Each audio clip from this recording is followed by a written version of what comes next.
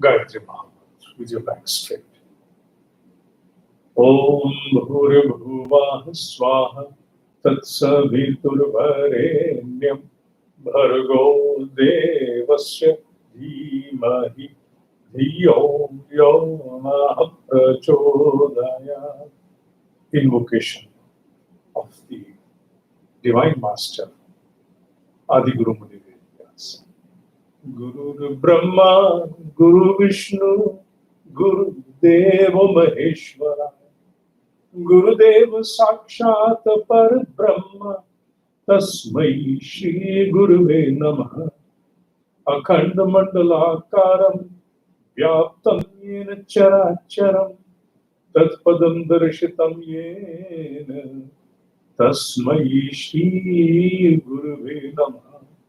Om Shri Guruve Namaha. Avahayami Vyasarupena Sthapyami Dhyayami Pujyami Tato Namaskaram Karomi. Shrimed Bhagavad Gita, Akshar Brahma Yoga, chapter 8, verse number 6. We had been upon the understanding of this particular verse even in the previous classes. And during the mention of the 7th chapter, the same thought had cropped up at that moment of time. It shall not be easy for me to simply trespass and in a casual manner go through the stroke and move onwards. No. I need to transgress through and through. Because the mention of this particular verse is very important to any spiritual seeker seeking in one's personal spiritual pursuit the emancipation. Seekers of emancipation have to stay on this particular verse, absorb its understanding, make necessary changes in their life, and then move onward. The beatitude of Srimad Bhagavad Gita so far has been that each and every single verse beholds magnanimity. It's an edifice of knowledge in its own individual capacity. But this particular verse appears to be totally different to me, because this verse enables the seekers to stop before furthering any step forward. It happens with people in spiritual pursuit. They have deep inclination towards inner growth. They have a deep yearning within. They need to grow within. And they very well understand that. Yet, the swarming cravings within, the propensities that have been brought forward and nurtured in this life, their pressure surmounts upon one's understanding in the form of impulse and drives them for the gratification of such subjects, people, or objects. Craving in one or the other form. Craving in one or the other form, depending upon person to person, that may be distinct. But they come and ride the wisdom of a seeker. All efforts of sadhana, observation of japa, meditation, they collapse like a pack of play card when there is an infiltration by such inner cravings which have come forward to this movement as our propensities. Nothing can withstand before them. Helpless, a seeker becomes totally helpless. Hijacked, usurped, swayed, swarmed by those cravings, the intensity of those cravings, They shatter each and every vice holding within a seeker. The face and form could be different in different seekers. It could be lust in one, greed in another, or a bias towards a particular subject. A holding of any kind may be some sort of an inner deficiency upon one's own urges, impulses. It could be any form, any shape. Not necessary to draw or contour that each one shall have this kind of a riding propensity driving the seeker. No, it could be different with different seekers. But the fact is well established and for sure, for me and for you as well. Whatever is our inner weakness, let us ascribe it with one single word, easiest to understand: inner weakness. We become helpless before it when it rides our understanding. All of our sadhana, all of our inner contemplation, all of our self-evaluation, it falls apart. It cannot hold ground when the intense craving of such kind wants its gratification through us. And then it appears that we willfully charter upon its seeking and start behaving accordingly. What is the way out for this?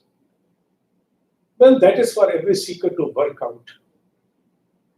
And the way out shall only and only come through inner assessment, inner evaluation, taking stock of one's own conduct, and then trying to make changes. Even if they fall apart, does not matter. Gather your individuality once again to combat the incoming infiltration by such craving, such seekings. You may lose the battle for countless times, but every time you have to get the reinforcements within and then prepare for a defensive, for offensive defense, I would say. You cannot remain silent upon such a subject. Otherwise, study of one scripture or many shall not be able to deliver any tangible impact upon a life, because the verse says, whatever you remain into in the form of understanding, seeking, bhava, you certainly are going to manifest the same in your next life, be it an object, subject, or a person, whatever it may be. So your present thought, your willful seeking is the mold for your future destiny. The Almighty shall not interfere. It has created its system. And we become the tiny gods who are, with our own hands, we script our future. Let me say destiny. Let me say it the form. Let me say it manifestation, whatever. We script. We script it through our flowing breath, to the thoughts that are coming to us every moment. If you go by the science of human individuality, whatever we eat, the way we earn the money and we feed ourselves, those signatures get inscribed into the Annamaya Kosha. The way we are ridden by our impulses and the way we respond to situations, it's an inscription into our Pranamaya Kosha. The way we have the bent of mind for a particular kind of thinking pattern is the way we shall have engravings upon our Manomaya Kosha, and the entire experiential dimension of our entire life is the mold cast as a Vijnanamaya Kosha. Vijnana Kosha, the abode of our isness. It's the fourth among the five. The last is Anandamaya Kosha, the blissful one. Vijnana Kosha is the most important because it contains the entire experiences of one's life. It is the DNA for future manifestation. So Vijnana Kosha comprises of our ego, not the ego we generally understand as the unnecessary, unmindful, inflated individuality. No, not that ego. But ahankara, ego, which pertains to pure isness. I exist. If I exist, some part of my awareness has to associate with that. And that isness is ahankara, a purified intellect, pure intellect, not unmindfully inflated one. That particular ego has the seed of my future manifestation. My future manifestation shall unfold, unravel what all is born, born into my ego. Primarily speaking, it's not a jivatma travel, it's about the ego travel. Ego has to travel. Ego has to bundle up the experiences of one life. Pure ego.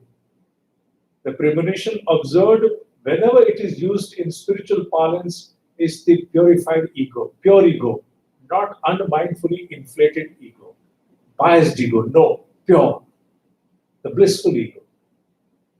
So the ego will bundle up all the experiences of one life, carry forward to the next, and then unfold, unravel what it has to manifest.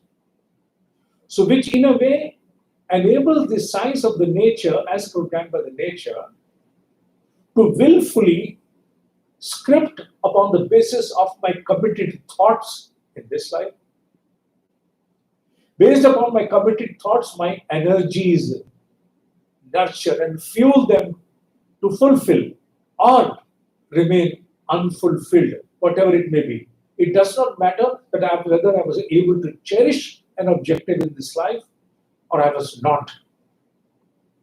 Willfully committed thoughts which bear bundles of energy associated along with to fuel shall become my destiny for the future manifestation. This science has to be understood. The death that we consider as a cessation, it is not so. Death, in fact, according to great masters, is a becoming. It's a becoming. You may call it as a transition, a threshold. Do you know? When I'm talking to you through this lesson, I'm not talking to you alone. The camera affront me today, especially for this class, has turned into a mirror. It may be broadcasting whatever I am saying, but to me, it is more than a camera, it is a mirror. I am sighting my own self into that. A cross-section of me has been unraveled before me. I'm finding myself into it. Because whatever comes to me as an intense craving, seeking its gratification, if my wisdom is not able to hold ground and combat or rebut its impact, and I get driven by its irresistible impel, let it be understood at my own depths. I am myself willingly allowing that seeking, craving, whatever, to become my future life. It could be subject, even an object an object which I wanted to acquire in this life, but I could not. And my mind went on pondering upon it every now and then, having a great sigh within, not of relief, but for seeking. Shall be the object which I'll have to cherish in my next life, irrespective of the fact that that particular manifestation of a subject or an object or a person. For example, I seek a person. I'm not able to have that person in this life. For example, I seek a subject. I want to become a billionaire. I want to become a prime minister. I want to become very powerful, for example. And I'm not able to cherish that, and that seeking remains suspended before me. And I cherish it. It manifests in my next life. But irrespective of that, it does not promise me that I will be able to gather sukha. Sukha, let it be understood only in one terms: soul gratification, S-O-U-L, soul gratification, the innermost gratification, the innermost accomplishment can approximate the understanding of sukha, not any other one single word or a term. So irrespective of my seeking whatever object, subject, or a person, it does not ensure, and no promises that it shall give me soul gratification. Maybe that I manifest it in my next life by applying my own attraction towards it, seeking towards it, insatiable quest towards it. I manifest it in the next life and I remain the same unfulfilled, which is going to be so. Because no individual, no subject, and no object of this mortal plane can ever render soul gratification. Now, impossible. Anything which is prone to the law of change, anything which is mutable, cannot promise that soul gratification. And this is as the immutable law goes.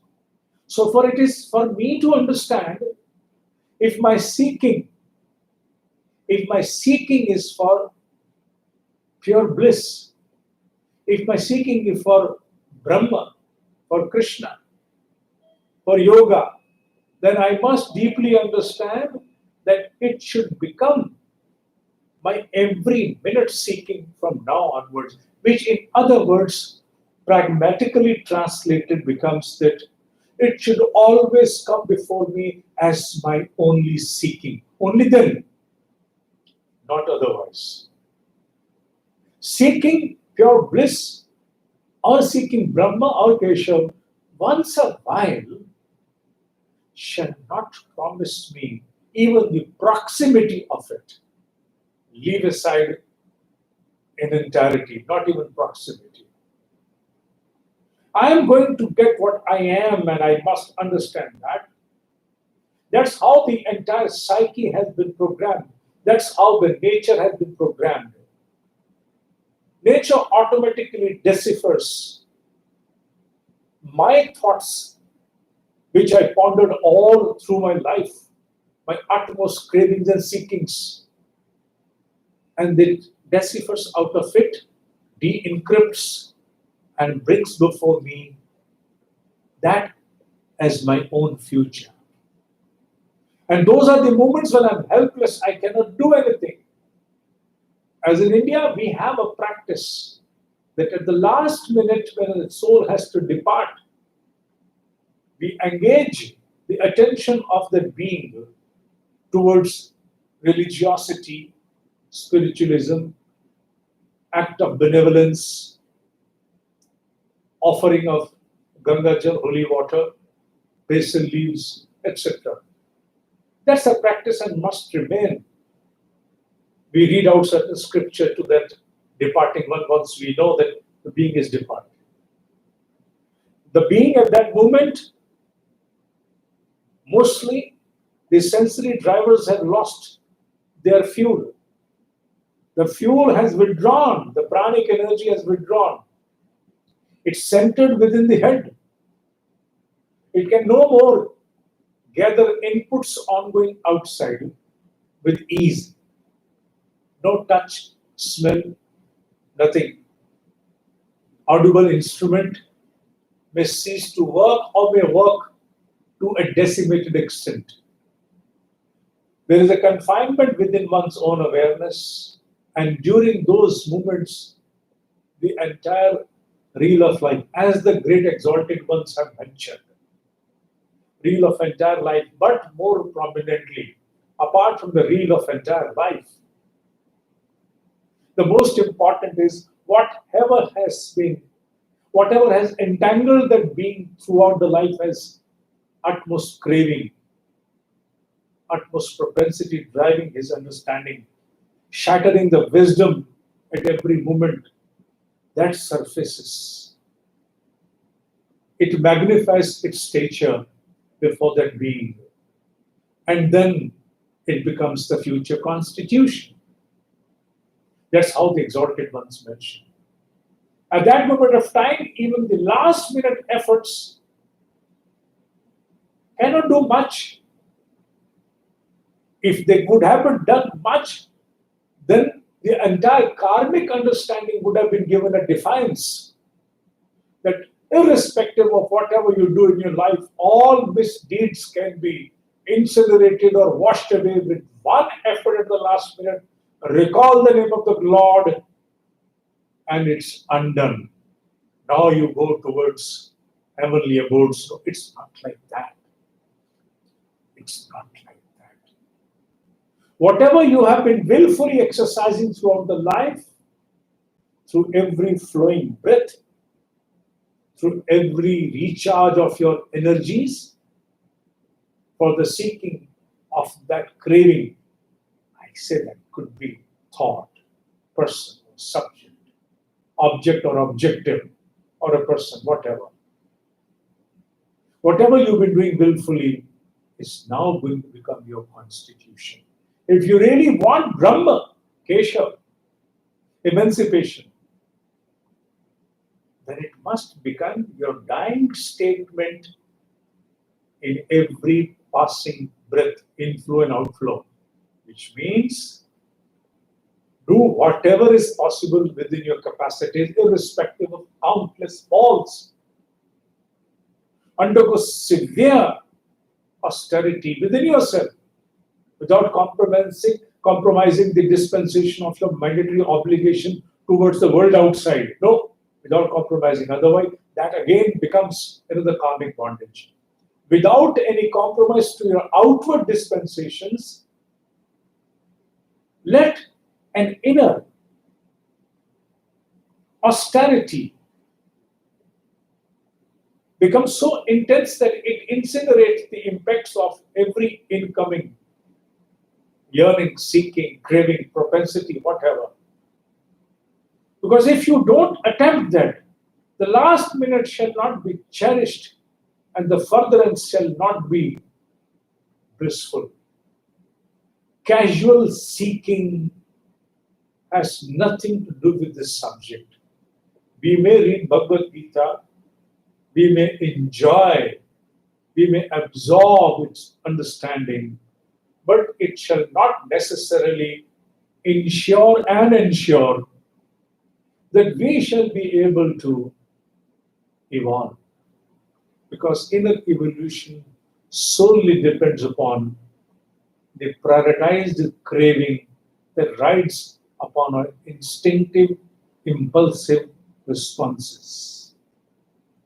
Unless they are purified, they are rewired, reconstituted, nothing will happen. This has to go down to the depths of each and every spiritual seeker, starting from me, this teacher, onwards. Casual word can be good for relationships, maybe not. I don't stand for it. Casual word may be good for clothes, Maybe, maybe not. I don't go for that. Casual word may be deployed for eating, whatever. But casual word cannot be accepted at any cost when it comes to the ultimate cherish of one life. Cherish. I'm using this word as cherish, not cherishing. If you cherish your yearning in the form of a craving, then all efforts are undone. You may undergo severe tapa for that. You may undergo severe tapa, austerity for that. At regular intervals may plan for such austerity. Every time when a craving wants to gratify it through you by one of the other kind of an impulsive infringement, trying to shatter, turn your wisdom like a lame, you must be able to give it rebuttal, strong rebuttal. You must capacitate yourself with adequate strength to do so. Uncompromised. And believe me, I am not talking to you alone. I am talking to myself with the same intensity. I cannot go on giving an utterance of this highest esteem and live my own conduct as a dwarf doer. I'm probing myself more, investigating and examining myself more, and trying to find all. As the English saying goes, when it comes that you have to accomplish something, back, borrow, steal. Back, borrow, steal, but ensure your wisdom does not lose ground when there is a next opportune moment of infiltration by such demonic seeking as craving, because it is going to devour, swallow, eat my destiny. A destiny which I want to see myself as emancipated.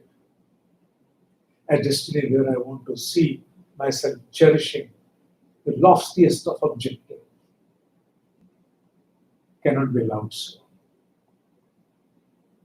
That inner, fortified individuality holding absolute stronghold with the far-sighted wisdom must come into its place.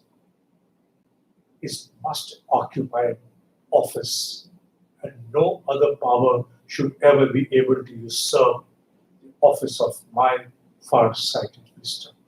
I must work for it by beg, borrow, steal phenomena, whatever I must. Enough from this particular understanding, which is the most prominent, should become the most predominant for any seeker. More to come in the next class. Om Hi Satya. Om Hi Satya. Om Hi Satya.